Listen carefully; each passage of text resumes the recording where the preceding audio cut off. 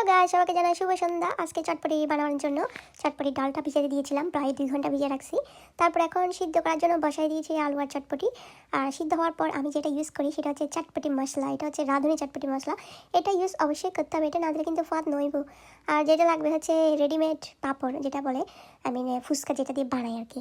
তো এটা দিয়ে এটা তেলের মধ্যে ভাজবো, তেলের মধ্যে দেওয়ার সাথে সাথে ফাঁপ ফাঁপ করে ফুলে যাবে। আর ইবা দিয়ে না আসলে চটপটি খাবে আর কি, চটপটি প্লাস ফুচকা দুইটাই একসাথে খাওয়া হবে আর কি, এক দিলে 2 পাখি মারা আর কি। এই সব কি সুন্দর করে ফুলে গিয়ে ফাঁপ ফাঁপ করিয়ে না। এখন আমি নিয়ে ফেলতেছি, আমি অনেকগুলো ভাজবো যেহেতু সবাই লাইক করে। যদিও আমার চটপটি ফুচকা কোনোটাই এত পছন্দ না, মানে খন আর কি না পাইতে খন, আমার কিন্তু এত ভালো লাগে। তো যাই হোক, আমার শাশুড়ি মা কিন্তু অনেক পছন্দ করে, সেই জন্য আজকে বানাইছি। এই আমার চটপটি কিন্তু একদম রেডি। লাস্টে দিয়ে দিলাম হচ্ছে ধনে পাতা কুচি আর কাঁচামরিচ আর শসা আলাদা করে কাটি কেটে দিলাম।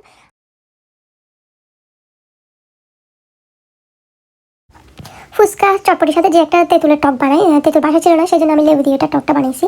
খেতে এত খারাপ ছিল না। আর এখানে খাচ্ছে হচ্ছে আমার মেয়ে, শাশুড়ি আর হচ্ছে ভাগ্নি। আমার ভিডিও কেমন লাগছে অবশ্যই জানাবেন। কেমন, ধন্যবাদ সবাইকে।